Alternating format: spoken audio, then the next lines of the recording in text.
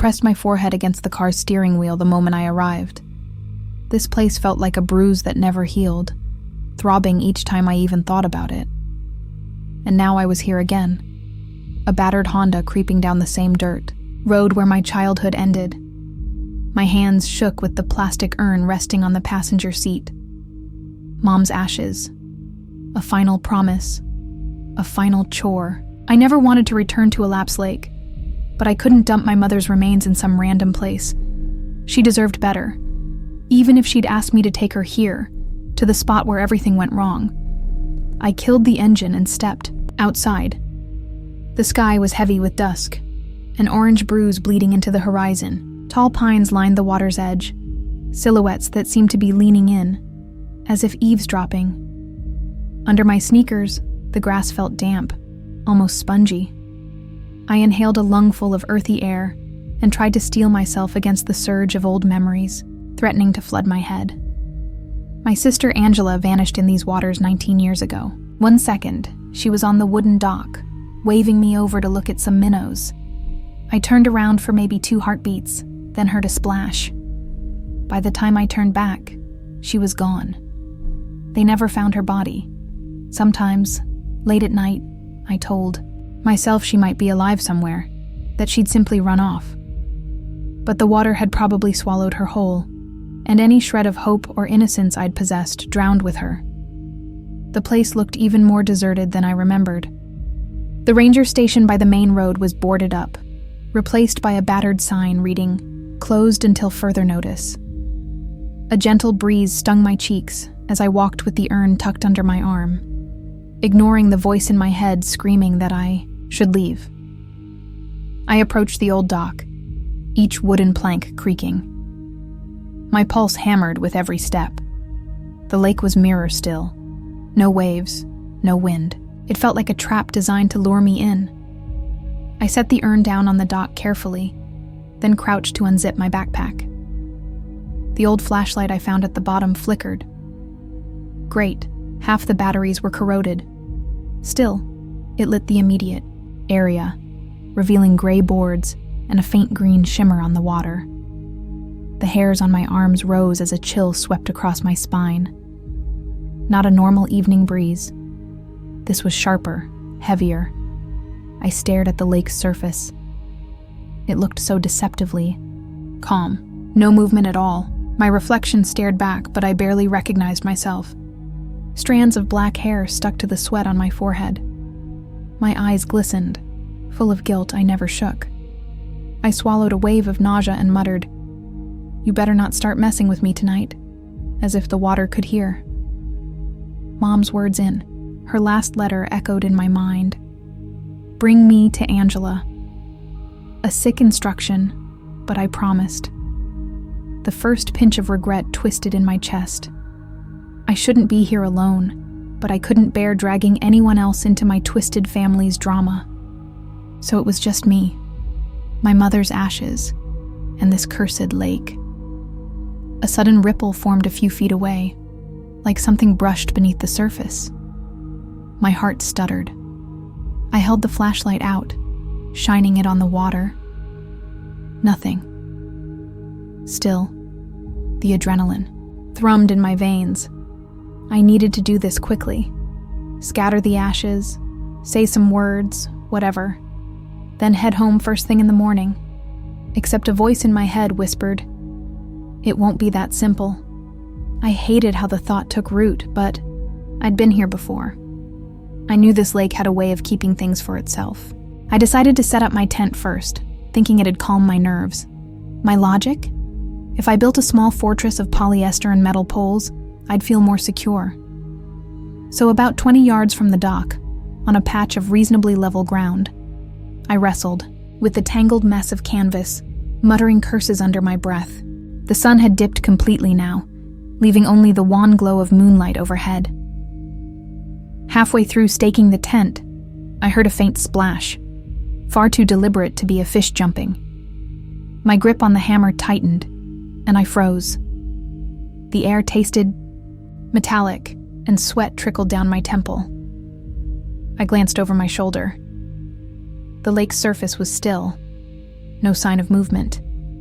Yet the echo of water rippling danced in my ears. I forced myself to turn back to my tent, telling myself it was probably a beaver or a branch falling. Anything else.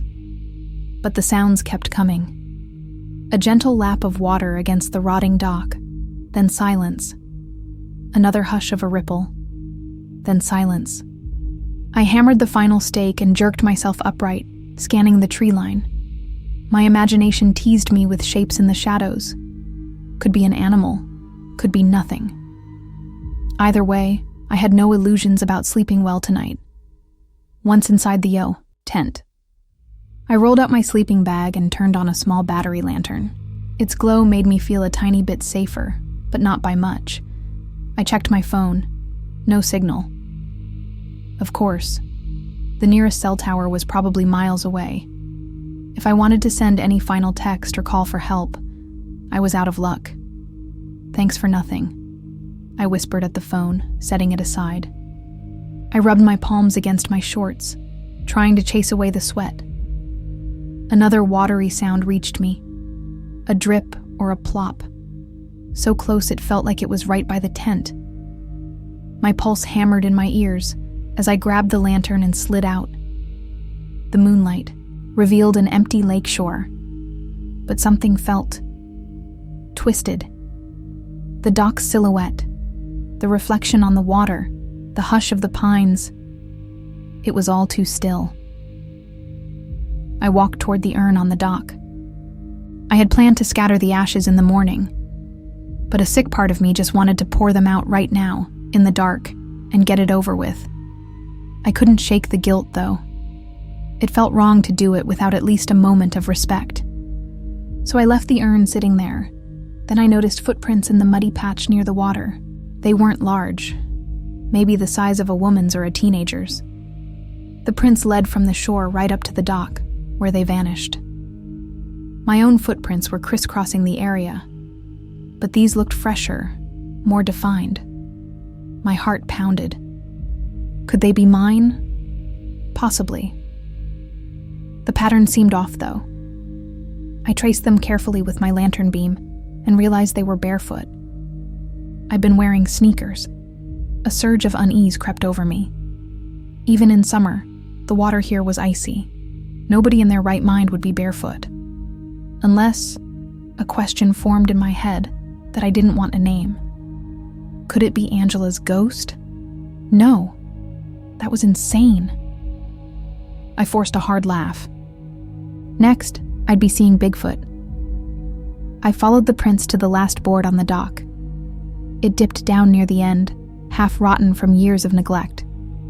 The footprints stopped at the edge, as if someone had taken a step forward right into the water. My mind dredged up old images of Angela disappearing in the same spot. My lungs felt tight. Time to retreat. I spun around, determined not to feed my own paranoia, but I couldn't shake the crawling sensation along my neck. Something was definitely out there. I was 11 when Angela vanished. She was 13, tall for her age, always teasing me, always confident. The day she disappeared, the sky was bright. The lake was choppy with a warm breeze. We'd come up with Dad for a weekend of fishing. Dad was inside the cabin, rummaging for beer, while Angela told me to come check out tiny fish darting around the dock pylons. I can still see her leaning over, pointing with that silly grin. I told her I'd be there in a second. I was fiddling with something. My shoelace or a bug bite, I can't recall. Then the splash. I remember spinning around, expecting to see her laughing, maybe splashing me. But the water was smooth again. She wasn't there. I shouted her name, flung myself onto my stomach to peer below the dock. Dad came running, shouting, cursing. Within an hour, half the campsite was searching. Within a day, divers were scouring the depths. Nothing. They never found her body or any clue. It was as if the lake opened up, swallowed her, and decided that was that.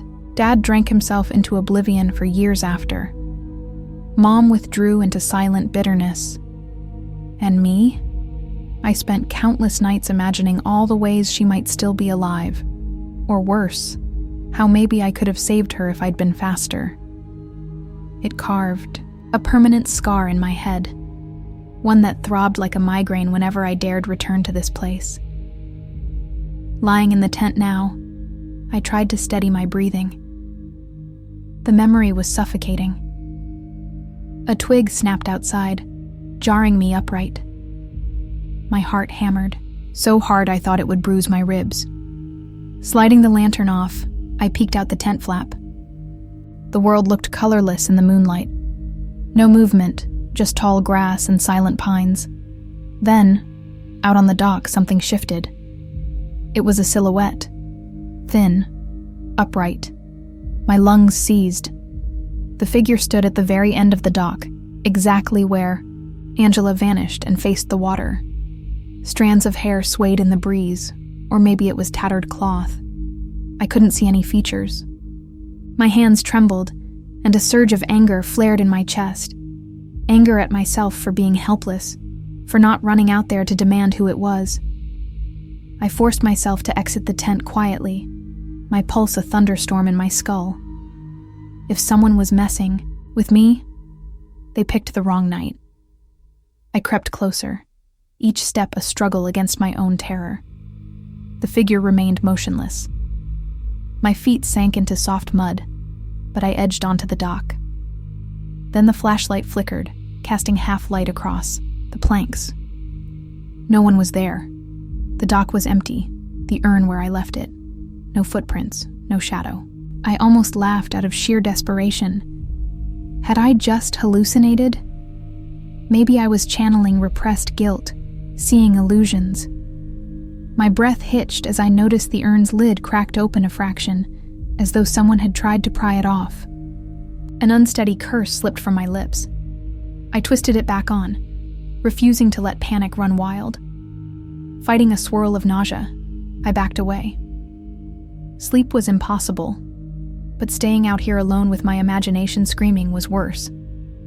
I hurried back to the tent and zipped myself inside, commanding my mind to keep it together. Bizarre shapes drifted at the edges of my vision whenever I closed my eyes, but exhaustion eventually pinned me down, dragging me into a restless doze. I woke up to a numb right arm and the strangest sense that time had skipped. Early sunlight streamed in, too bright, and I groaned as I scrambled to check my phone. 7 a.m. It felt like I'd only slept an hour, yet I could hardly remember tossing or turning. My dreams, if they were dreams, had been watery illusions of an underwater forest, and my sister's hand beckoning me deeper. Shaking off the unease, I unzipped the tent. The lake looked deceptively serene in daylight, water glimmering under the sun. The sour taste of adrenaline clung to my tongue from last night's encounter. I half expected footprints or some weird sign in the mud, but it was all normal. The bare footprints from before had faded into damp splotches. Could have been me in the dark, sure. I was determined to stay logical. My chest tightened again when I noticed the urn was still on the dock, lid sealed. I cradled it in my hands. A wave of guilt rolled through me. Mom deserved some kind of ceremony. Yet all I could think about was how badly I wanted to get out of here. But I owed her this. Swallowing nerves, I walked to the edge, unscrewed the urn, and carefully scattered her ashes onto the water. Some clung to my palms, powdery and pale. The breeze picked up, carrying flecks of her across the surface. I managed a choked farewell. I hope you find her. I did everything I could. My voice cracked, and I caught myself trembling. The lake lapped gently at the dock, swirling the ashes. For a moment, it looked like they formed a white outline of a human shape before dispersing. I tried to blink away that image. Anxiety rose, in my throat, threatening to choke me. Then I spotted something half buried near the waterline. Bones. The shape of them made me queasy. Possibly fish bones, maybe from a large trout. Right? I was no biologist, but they looked too big to be a fish. They had a spindly structure, almost like a small hand's worth of joints. My stomach roiled, crouched, trying to see more clearly. The bone pieces were blackened as if they'd been underwater for a long time. A wave of cold sweat hit. I had the insane urge to bury them or toss them back into the lake. Instead, I snapped a photo on my phone out of reflex, but the screen displayed a corrupted image file. My phone froze. Fantastic. I tried a forced restart. A faint beep indicated it was trying to reboot, so I shoved it into my pocket. Whatever. You are. I don't need you. I mumbled at the bones, stepping away. My entire body felt jittery with half-formed dread. Something was fundamentally wrong with this place. Maybe it always had been, or maybe it got that way after Angela disappeared. Either way, scattering Mom's ashes was done. I had no reason to stick around. I trudged back to my tent and started packing, intent on leaving before noon. As I stuffed my sleeping bag into its sack, an oily sense of being watched clung to me. Each time I glanced around, I expected to see a silhouette or hear a voice, but morning sunlight seemed to keep the lake quiet. I just needed to keep moving. The plan was simple: pack, drive away, never come back. 2 hours later, the trunk was loaded. I double-checked the campsite, ensuring I left no trace, aside from a few footprints on the dock. I even folded the tent neatly, something I never bothered to do. As I turned the key in the ignition, the engine gave a pitiful whine and refused to start. My chest tightened. No, not now. I tried again. The dashboard flickered, but the engine stayed silent. I popped the hood, rummaged around. I'm no mechanic, but I checked the usual suspects. Battery, connections, belts, fluid levels. Everything looked normal. My next plan was to call a tow truck, but remember that non-existent phone signal? Perfect. So I hopped out with my phone raised to the sky, stepping in circles like a fool. Still nothing. Of course you'd die on me. Here, I muttered at the Honda, trying to lighten my own panic with sarcasm. My breath was ragged. All I had was a half-charged phone, no signal, and an entire day's walk to the main road if I wanted to call for help. The prospect made my stomach churn. I slammed the car door and paced. Maybe I'd walk a few miles down the forest trail and see if I picked up any bars. The day was warm, the air thick with humidity. Flies buzzed around my face. The memory of bones by the water still clung to my thoughts. Before leaving, I decided to check the lake one more time, a self-destructive impulse to confirm the bones were real. When I reached the shoreline, they were gone, leaving only a faint imprint in the mud, as if the lake swallowed them again. I stared, unsettled. A flicker in my peripheral vision made me whip around. A shape in the pine trees, tall and unmoving, vanished the second I tried to focus on it. That was it. I refused to stay another second.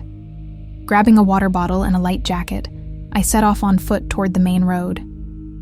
The forest trail twisted around rocky ground, thick roots, and patches of wild grass. I kept my phone up, searching for even a single bar of signal. Between the rustling leaves overhead, I could see the sun creeping toward midday. The path was eerily empty, but I kept telling myself it was safer out here than near the lake. About 30 minutes in, I stumbled upon something that made my skin prickle. A small stack of stones in the middle of the path, arranged almost ritualistically. 3 stones high, each balanced precariously. The top had a smear of wet ash. My breath caught. It looked fresh, as if someone set it up moments ago. I kicked it over, adrenaline surging. A rustle in the bushes startled me, and I flinched. Nothing emerged. I pushed forward, forcing one step after another. When I finally glimpsed a break, in the tree line, hope flared. But my next steps circled back to a place I recognized. The same stack of stones, rebuilt somehow. My heart pounded. Was I going in circles? I tried to rationalize it. thinking I'd turned around at some fork. But the path was mostly straight. This felt impossible. My mind reeled with the sensation of being trapped in a loop. After an hour of stumbling, cursing, and checking the compass app, which spun erratically, I realized something unnatural was happening. The lake wanted me to stay, or the forest was playing tricks, or maybe I was losing it. Either way, I ended back at my campsite, sweaty, panting, and furious. My sense of direction had never betrayed me like this. The sun glared overhead as if mocking me. I practically collapsed by my useless Honda, tears burning in my eyes. The once lonely place now felt like a predator that had me cornered. I stared at that calm water, a hollow ache forming in my gut. Maybe I'd never leave. Maybe I was doomed to vanish just like Angela. I slumped against the car, trying to catch my breath. My mind whirled, scanning for solutions. Maybe there was an abandoned ranger station or cabin. I recalled Dad used to rent a small shack near the southwestern rim of the lake. If it still existed, there might be a working phone or a radio. It was a long shot, but better than waiting here for the trees to start laughing at me. I filled my backpack with essentials: protein bars, water bottle, a flashlight. The sun was losing intensity, edging into late afternoon by the time I started the trek along the lakeshore, following a faint dirt path. The water lapped quietly, as if pretending to be harmless, but I felt that same electric tension under my skin. Near a bend in the shore, I stumbled upon the half-rotten remains of a wooden sign, Er's cabin, likely once read Ranger's cabin. My heart jumped at a hint of civilization. Twigs snapped underfoot as I marched up the overgrown path. A flicker of movement among the trees made me pause, shining my flashlight even though it was daylight. I thought I saw a figure, again that slender silhouette, drifting behind a pine. When I rushed over, no one was there. That's when I heard the voice. Soft, almost a whisper in the breeze. Nicole. I nearly dropped the flashlight. It came from the direction of the lake, that single word drifting like an echo. It sounded female but muffled, as if underwater. My throat clenched. Angela? Could my mind be replaying old memories?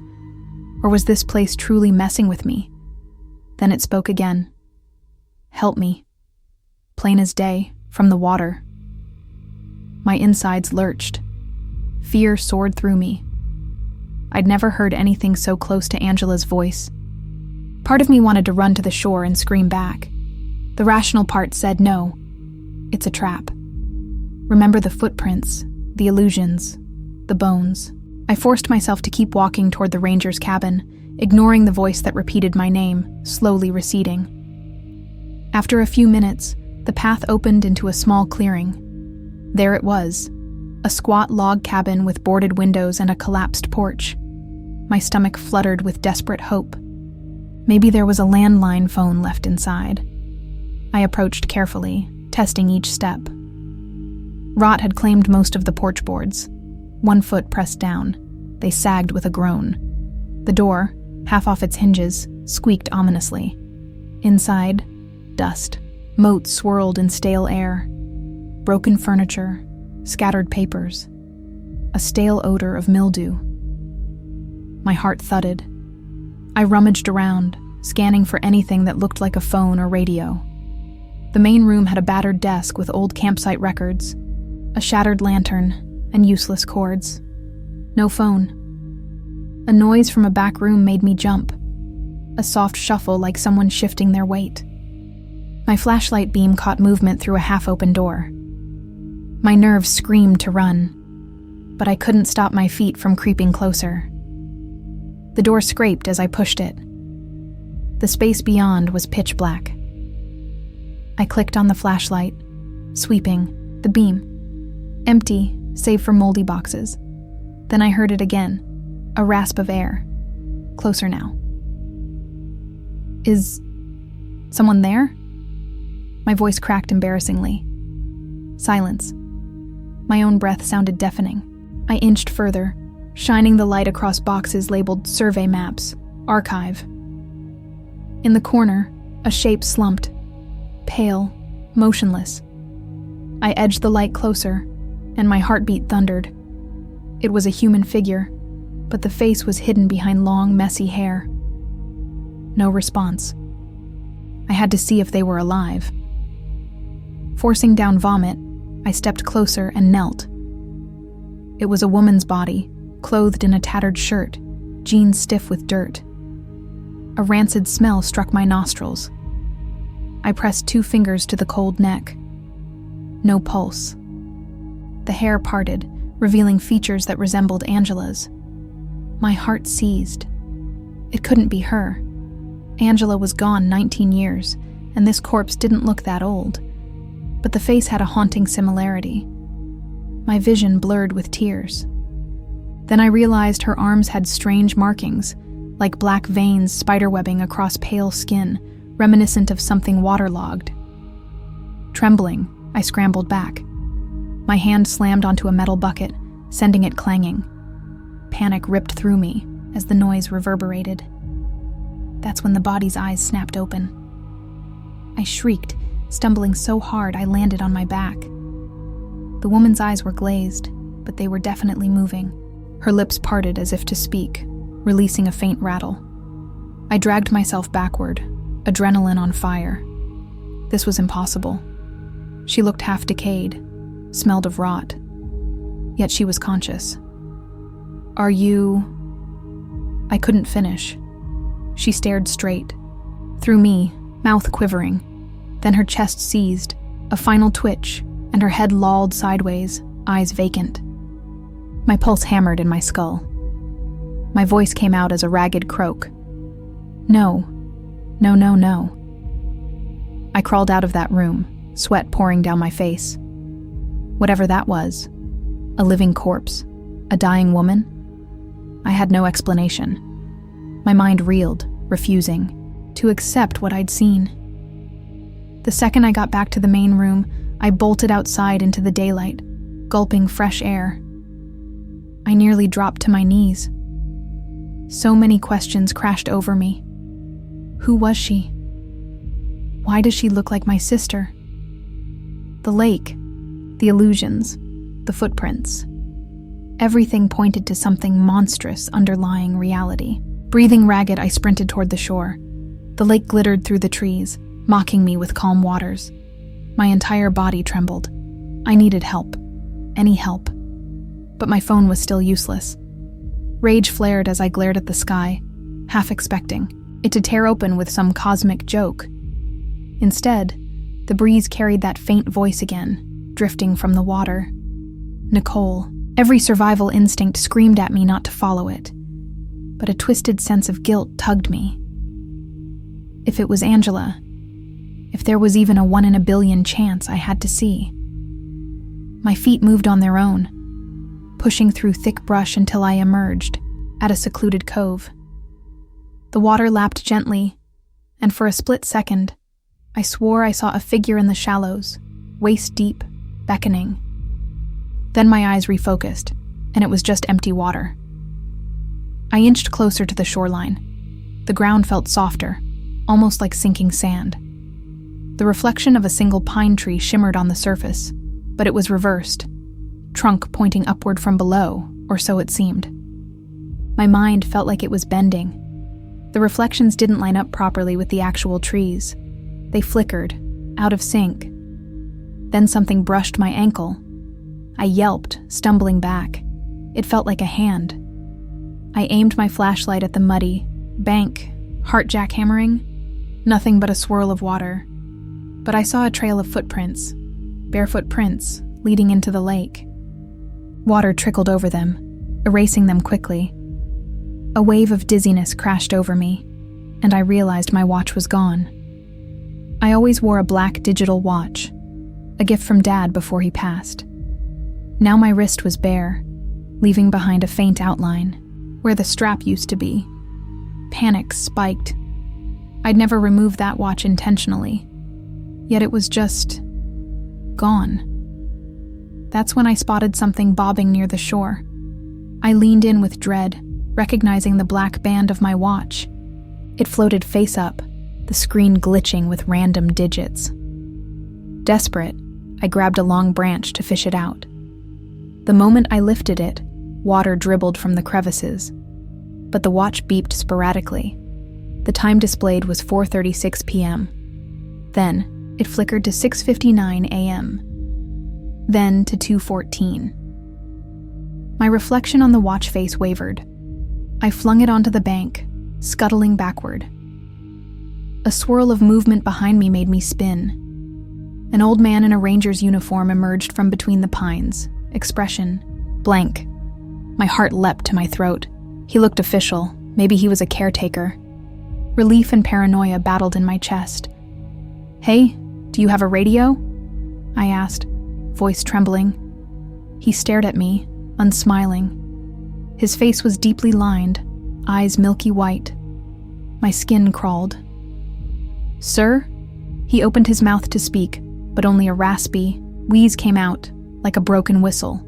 He lifted a gnarled hand, pointing at the water. Then he took a step toward it. "Wait!" I shouted, but he kept going, each step steadier than his appearance suggested. I stumbled forward, determined to grab his arm, but my foot sank into the mud. By the time I pulled myself free, he'd reached the water's edge. Then, with no hesitation, he walked in. The lake swallowed him, uniform and all, until only his hat remained floating for a moment, then sank. I stood there, nails biting into my palms, mind screaming that none of this could be real. But the ripples in the water told me it was real. I was alone again, shaking with fear. The place was some twisted carnival of illusions, or worse, some phenomenon that blurred the line between life and death. I stumbled back to my campsite, hoping by some miracle the car might start now. On the way, I half expected to see more apparitions or illusions. Each whisper of wind through the trees sounded like voices. Each flash of movement in my peripheral vision made my pulse spike. By the time I arrived, my breath was shallow. The Honda still refused to start. My phone's battery sank to 30% and couldn't get a signal. Desperation made me rummage the trunk. I found a flare gun I'd bought ages ago for emergencies. It had one single flare. I clenched it like a lifeline.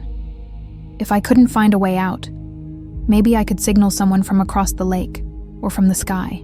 But an uneasy voice in my head whispered that there might be no real people around to notice.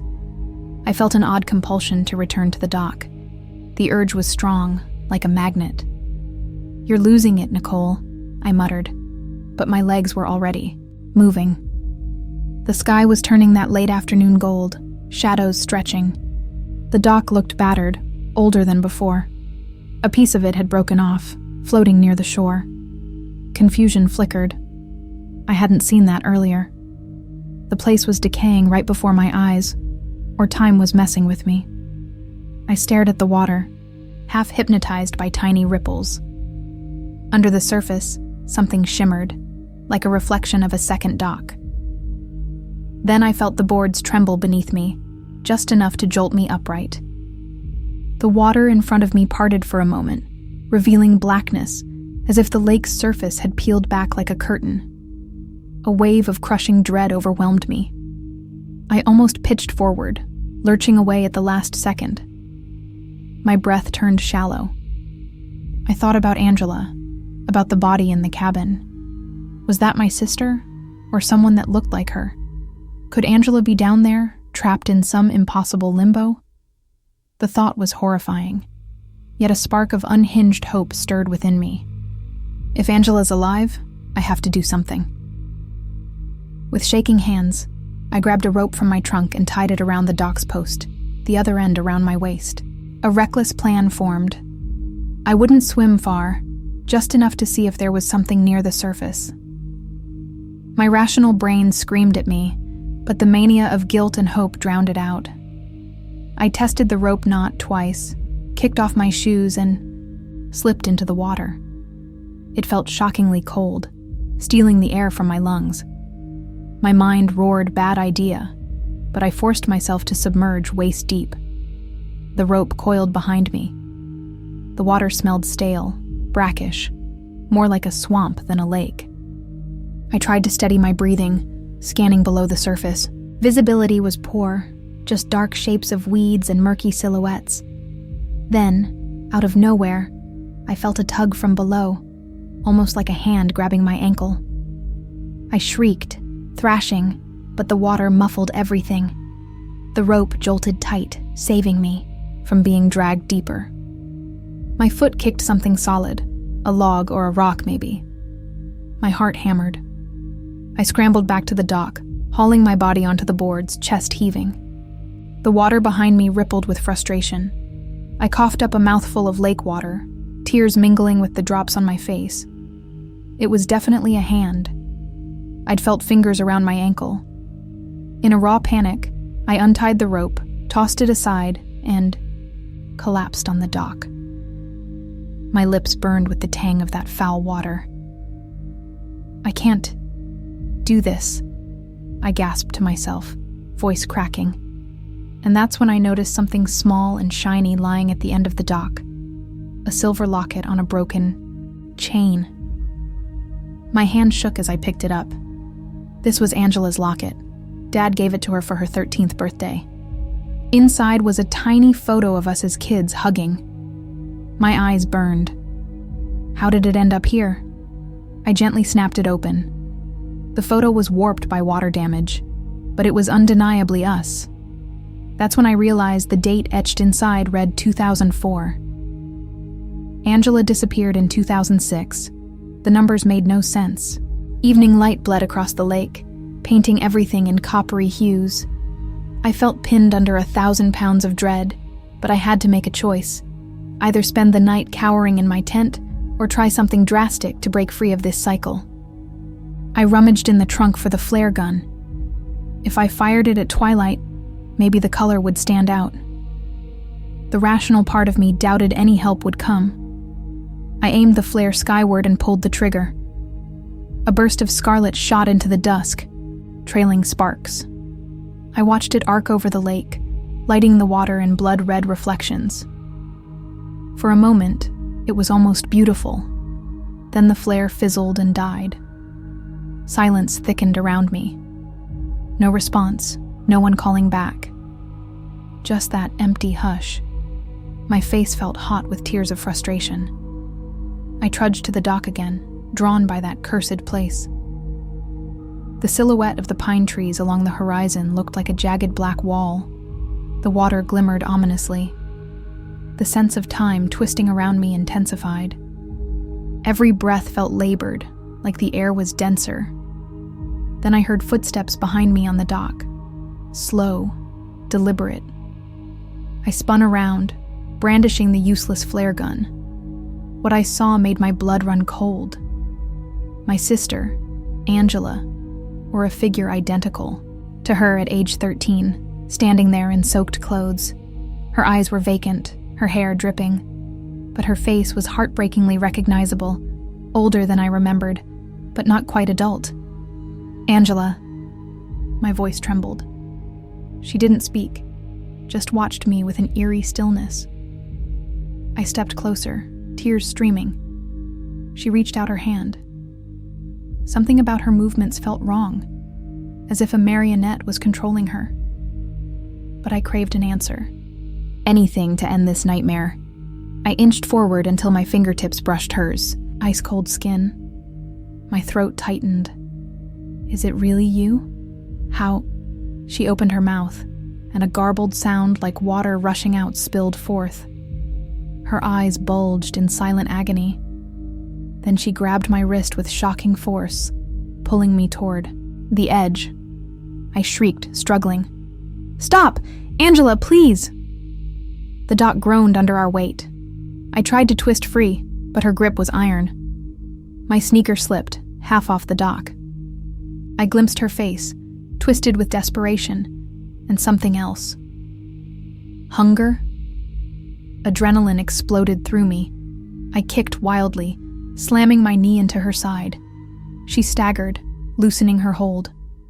I tore my wrist free, stumbling backward onto solid ground. She stood at the edge, swaying. For a moment, her face contorted with heartbreak or betrayal. I couldn't tell. Then she plunged into the water without a sound. No splash, no ripple. Gone, like a mirage. My chest heaved. My eyes darted to the locket still clutched in my hand, as if to prove I wasn't hallucinating. I could barely stand.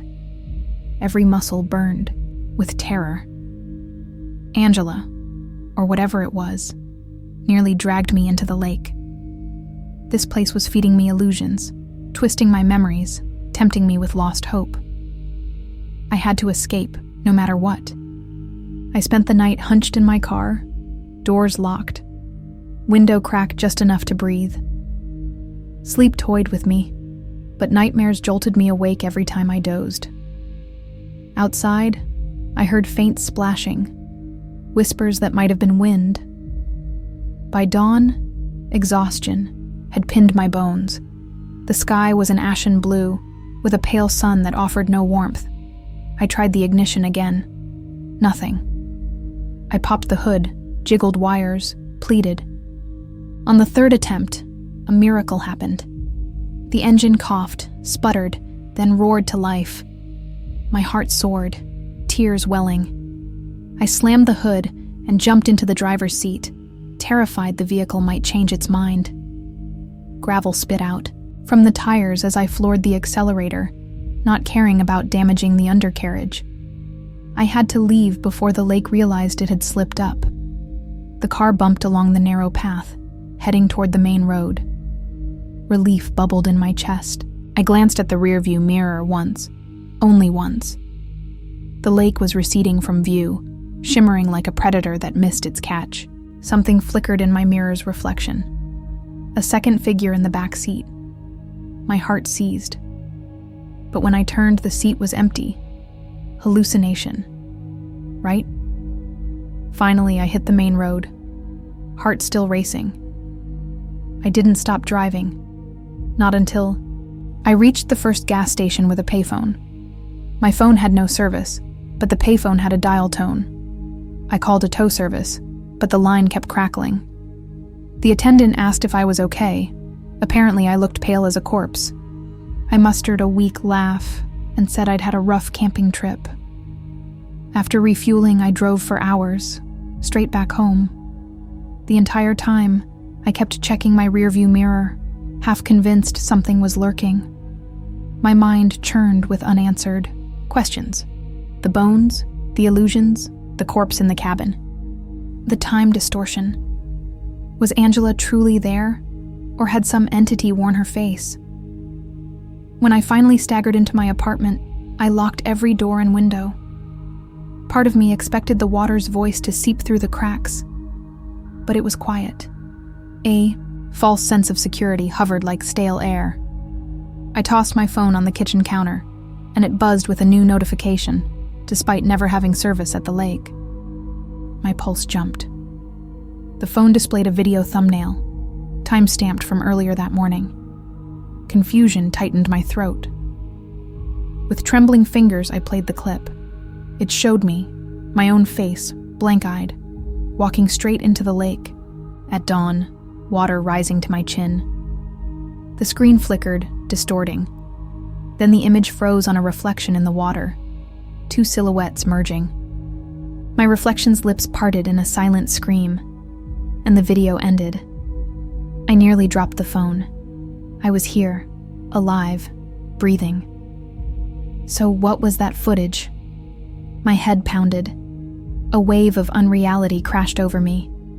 Was part of me still there, trapped with that impossible place? I rushed to the bathroom, turned on the faucet, and splashed water onto my face. The mirror caught my gaze. For an instant, I saw a flicker of my sister's features overlapping mine. Dark hair parted differently, eyes older than they should be. Then it was gone.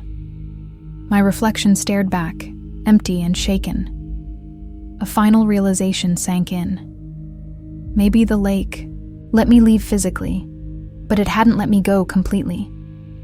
Something trailed me home, living behind my eyes. I felt the presence coiled within my mind, a ghost, or a memory, or a piece of the lake itself. And I knew it was only a matter of time before it claimed me fully. You made it to the end, but are you sure the story's over? Some things have a way of sticking with you, creeping back in when you least expect it. If you want more nightmares, there's another story waiting for you right here. But don't say I didn't warn you. And before you go, tell me in the comments, what would you have done differently? Or maybe the better question is, what would you do if this ever happened to you? Subscribe if you haven't already. Just don't blame me when you start sleeping with the lights on.